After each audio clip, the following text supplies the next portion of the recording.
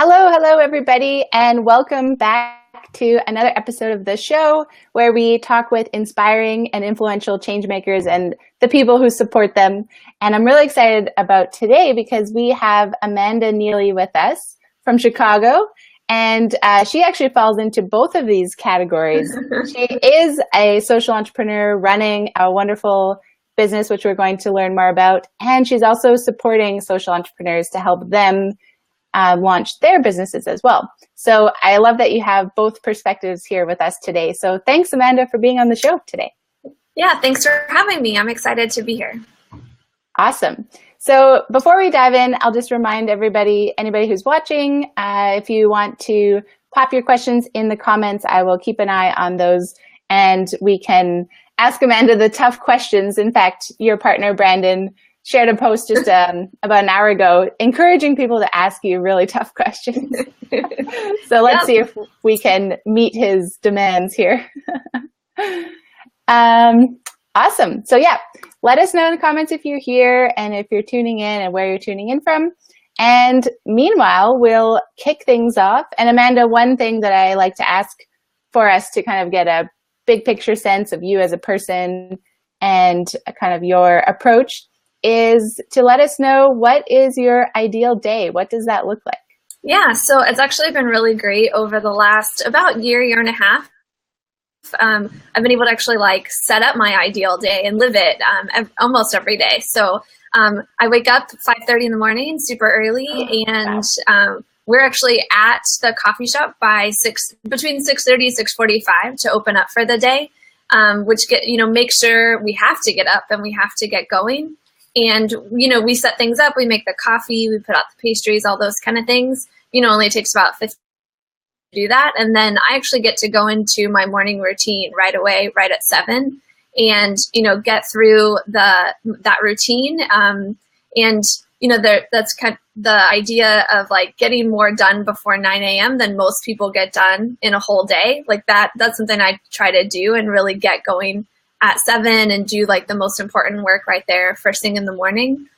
And then go into, sort of projects and different things after 9 a.m. and, then get back to people by email, just the day-to-day kind of stuff. And then we actually get to go home at 2 p.m. But instead of going straight home, we go to the gym first. That's been a great time for us to work in our workout, and we try to do that most days. And then dinner after the gym, and then actually often and increasingly have coaching calls in the evening with other people that are trying to start social enterprises, and we usually talk sometime between 6 and 9. Seems to work out for their schedules, so do a couple of those calls.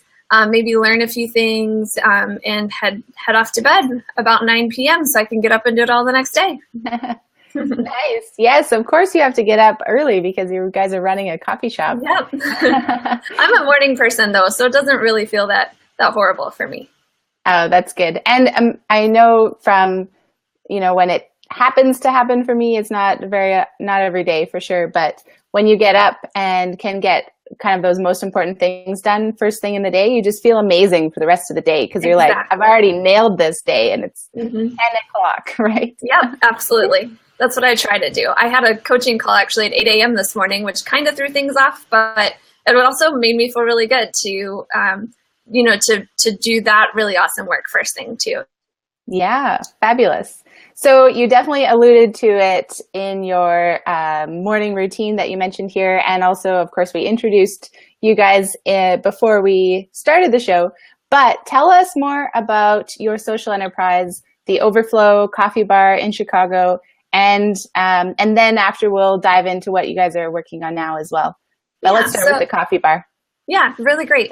So we started dreaming of the coffee bar back in 2008. So it's been almost a decade now since we came up with the idea. And I'm an activist. I always have been. I forced my parents to start recycling when I was a kid, all those kind of things. And my husband, Brandon, really likes coffee. So we sort of took those two passions and combined them together to create a coffee shop that's changing the world. So we we started dreaming of that about a decade ago, and we officially opened 6 years ago. And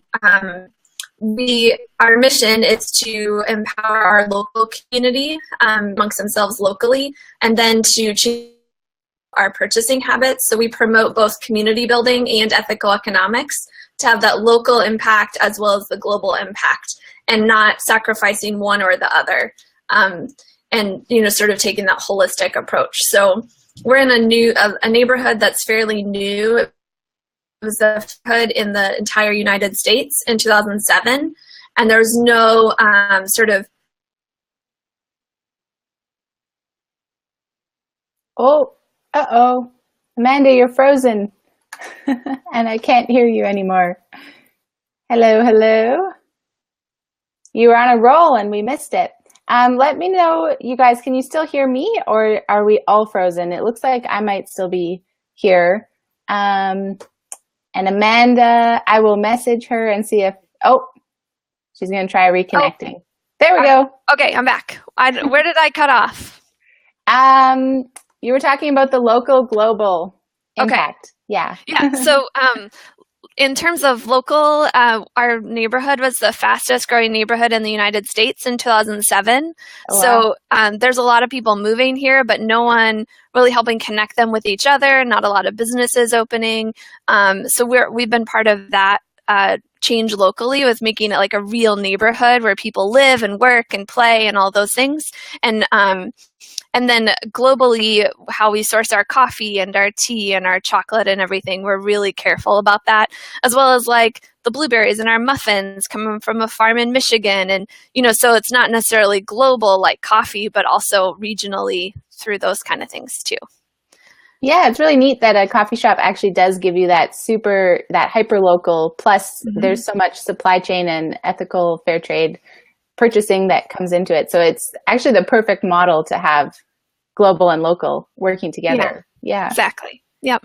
Plus it's fun to hang out in a really cool coffee shop. I think it's just plain fun. Yeah. That's part of, when we were dating, my husband and I, we spent most of our dates at coffee shops, and we both, really loved coffee, him more so than me. And so it was sort of a natural extension to create a coffee shop we would love to be at. And then we knew like other people would love it too. Mm-hmm. Totally. So speaking of, what you guys love and your approach that you've taken so far, do you have a certain approach or mindset or quality that you think you do differently than other people, and that's really made a difference for you in how things have progressed and your success so far? Yeah, so I kind of mentioned we came up with this idea almost a decade ago now, and it really came out of this season of trying to figure out like what our destiny was, figuring out a sense of calling or purpose to our lives. And we were fasting and praying and, meditating, trying to figure that out. And that's where this idea came from. So we had this sense that we knew that this was something that we had to do with our lives. And if we got to our deathbed and we hadn't given it the best shot that we could, that we'd be disappointed.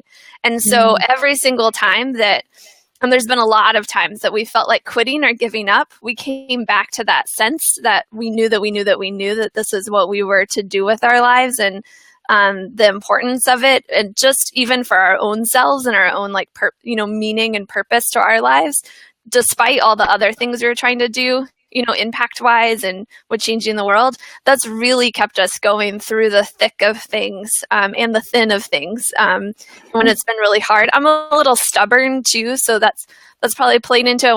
Once I put my mind to something, it's hard to get me to change. So that kind of goes with my personality, but it's really also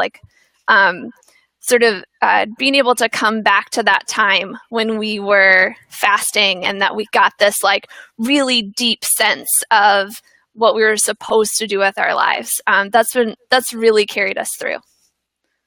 Yeah. So that your why and your purpose are just so clear.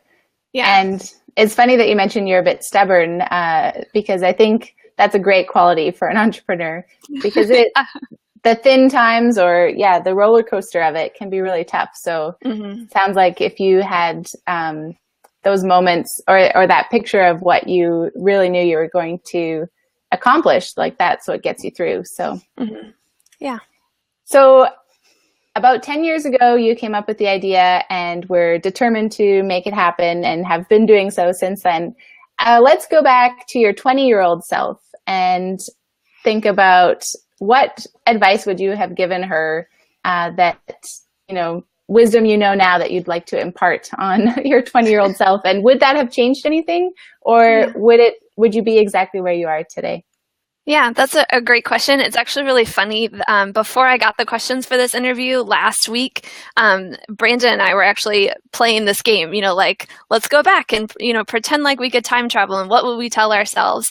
And I had a really hard time coming up with something. But the main thing, there was this older mentor that I looked up to when I was 20, and he said a few things that I took as gold and truth that I probably shouldn't have listened to as much. In particular, I think he might have had a little bit of ageism, where he thought I was too young to really know anything. And in some ways I was, but I carried that through, and didn't feel as confident in my 20s as I should, could have and probably should have, because of those harmful words that he shared.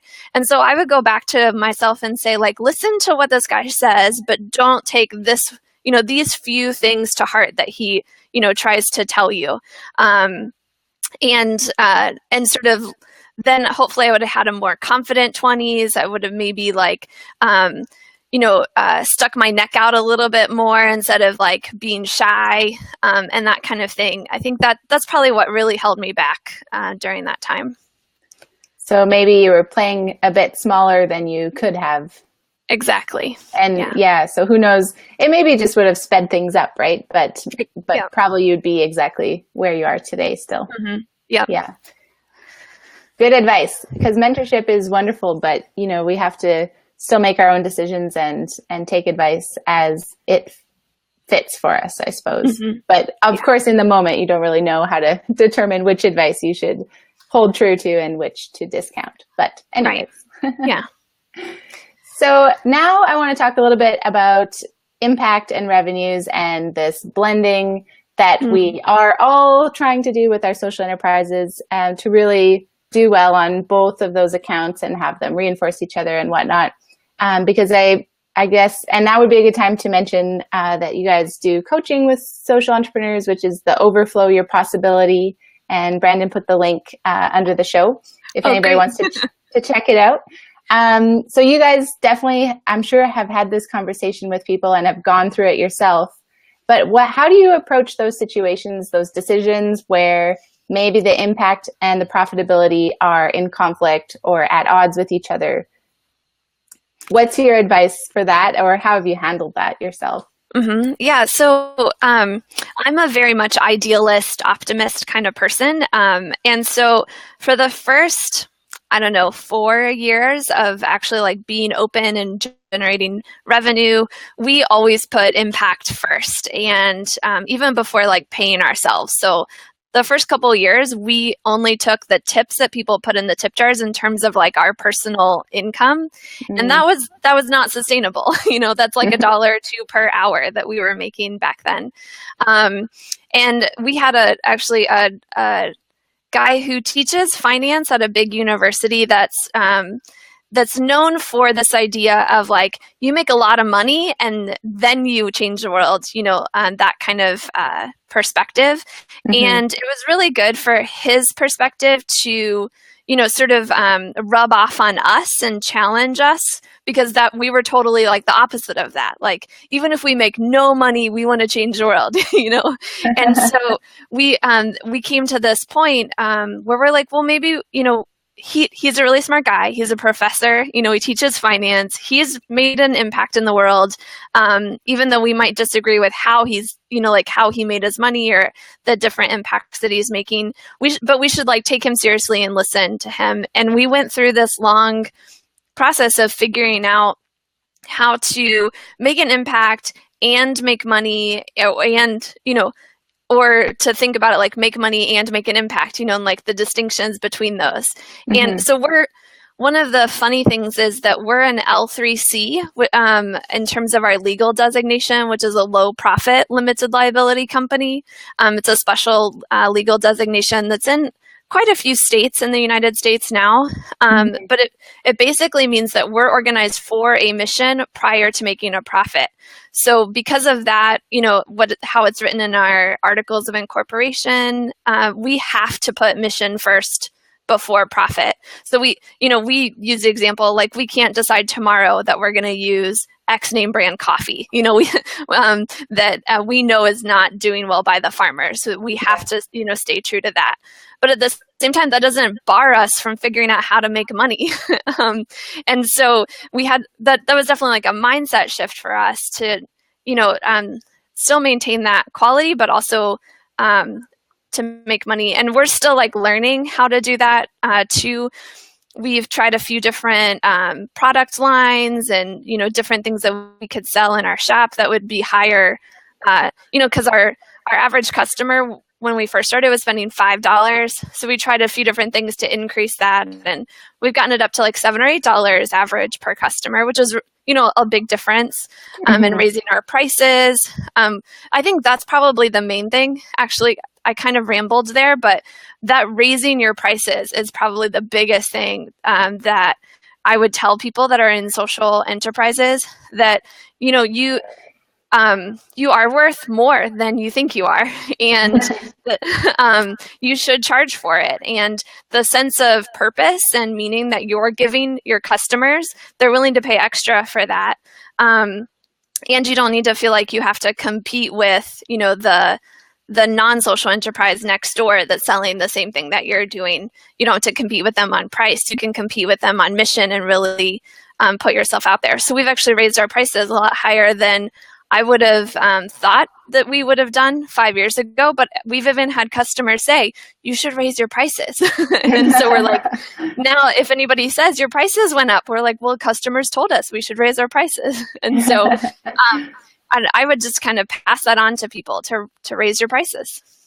Yeah, to know your worth. And I think it's true just in general, sweeping generalization that, social entrepreneurs maybe it's also because they get purpose and value out of the work. Yeah. And so they just think it's so great and they want to share it. And it's like, it's all this optimism, glass half full, which is wonderful.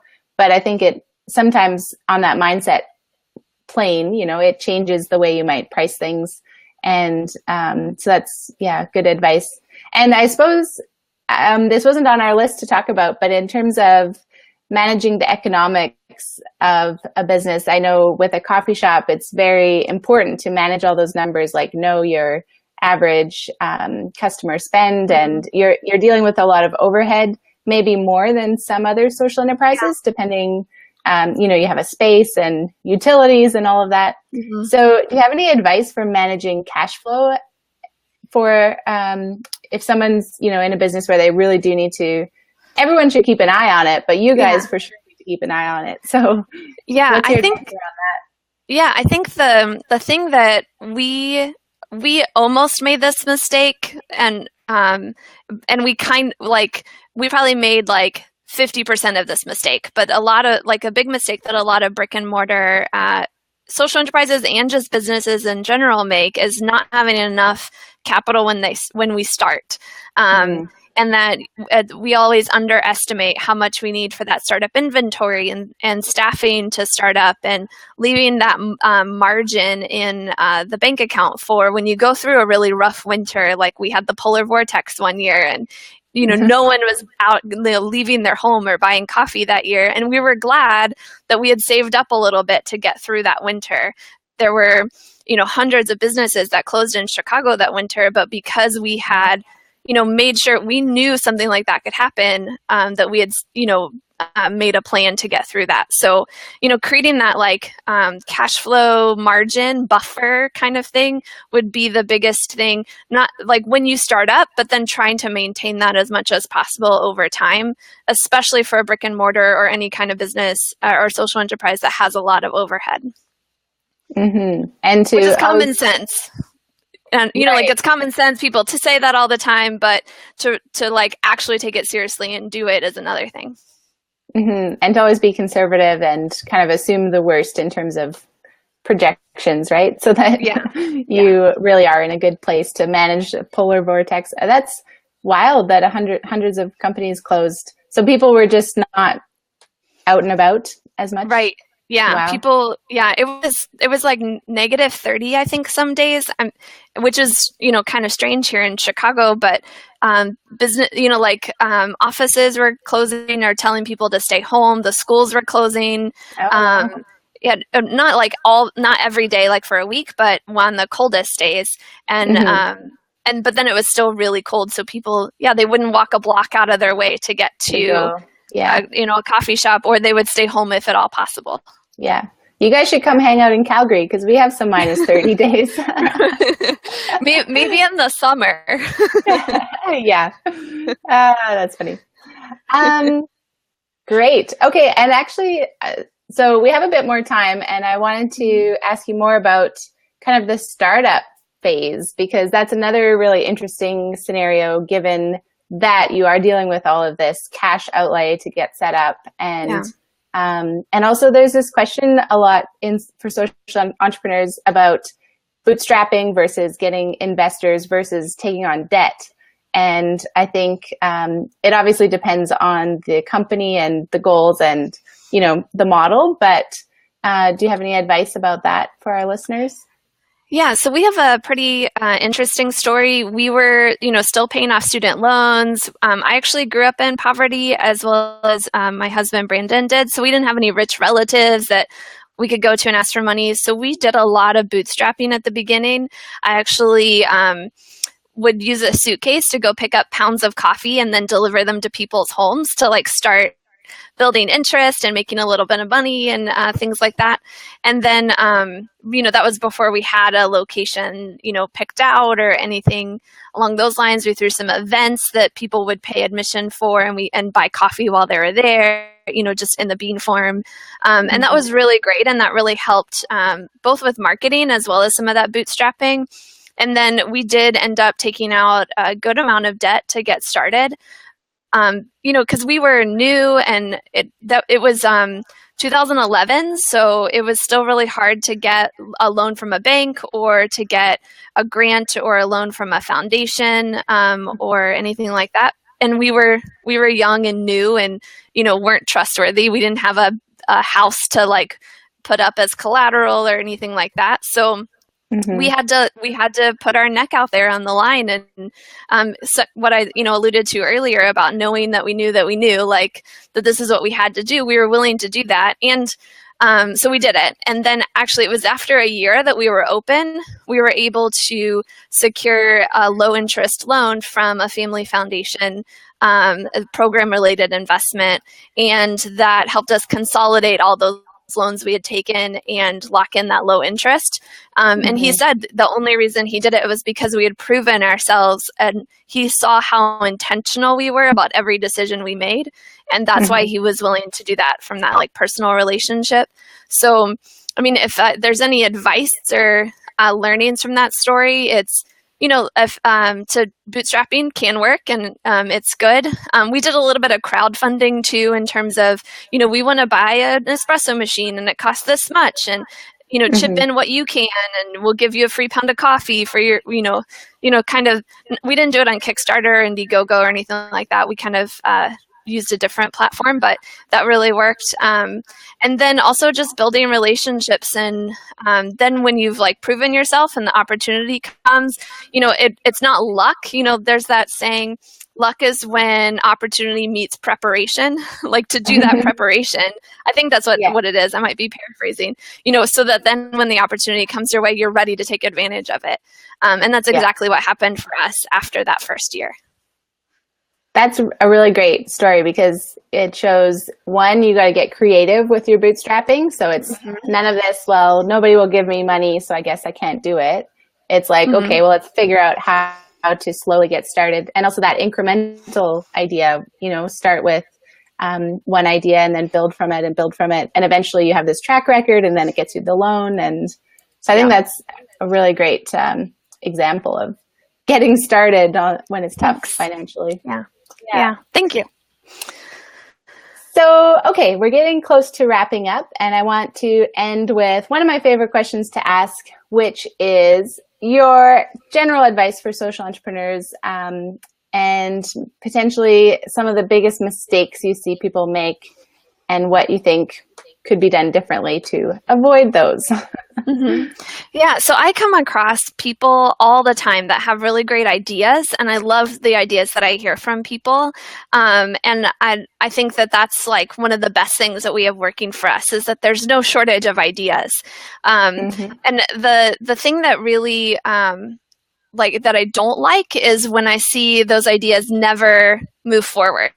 And be implemented. And the best advice I have for people that have an idea or maybe have 100 ideas and don't know exactly how to implement them is to find a mentor or coach. And a lot of people then, look for someone, that's maybe retired or is working for, a Fortune whatever company, and they must be, they do have good advice and they can be good mentors. But I actually had a mentor who was only 3 years into running her coffee shop that was doing a lot of the social work, that we wanted to be doing.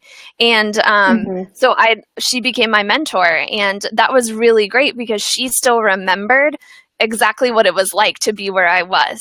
And so that's part of why we became coaches, is so that we could do that now rather than doing it, when we've forgotten what it's like to be at that idea phase and business planning phase and bootstrapping and all of that. And not that things are exactly the same as they were 10 years ago. A lot's changed, but we can help people think through that. So for social entrepreneurs out there that have an idea or maybe 100 ideas, I think having a mentor or a coach that can help you sift through that and develop your plan of action would be really a good way, to move forward and to look for someone that's closer to where you are rather than leaps and bounds ahead or in a totally different industry. Yeah. Taking action with your ideas and making a plan to make it happen. We must be cut from the same cloth because I'm all over that idea as well. Yeah, wonderful. So any kind of last words or thoughts, anything on your mind that you want to share with our community? We have people watching from all over the world, from all different stages of social enterprise and some really cool projects. So. Yeah, I would say we have a video blog that we do on a weekly basis at overflowyourpossibility.com. So you could go check that out and, follow us with those. We're trying to share what we've learned through those and start to build a little community of the people that see those and comment and share and things. So I'd invite everybody to check that out. And on our homepage, you'll see 101 ideas for making your social enterprise profitable, and exactly that question earlier about how to be profitable without sacrificing impact. And we actually have 101 ideas for how to do that. So you could download that. It's kind of a gift for you. And that would also put you on our list to receive those video blogs every week that we put out. So that's my invitation to learn more. Wonderful. And that's how people can stay in touch with you guys. And of course, if anybody happens to be in Chicago, definitely walk yourself over to the coffee bar and check it out. If I'm ever there, I will come check it out. Haven't been to Chicago before, but there's always a first time for everything. Yeah. Come in the winter when we're not minus 30. That would be the perfect time. Perfect. Wonderful. Okay, so that pretty much wraps us up for the show. I'll just let everybody know who's watching. If you're tuning in on Facebook or YouTube or down the road, you can stay in touch with the new wonderful people like Amanda that we interview each week on the show by going to globalsocentlab.com/show, and you can get an update every Tuesday about who we have on the show and what we're talking about. So I think it was really wonderful having you here, Amanda, to share this different lens, this different perspective on social enterprise, one that's has a little more overhead and a lot more local than some of the other ones we've talked to. But thanks for sharing all that great advice. And thanks for tuning in, everybody. If you have questions after the fact, feel free to put them in the comments and we'll keep an eye on those. And until next week, we'll talk again soon. Bye. Signing off. Bye. Stay warm, everybody. Yes. All this talk of -30 is making me cold. Right. Bye.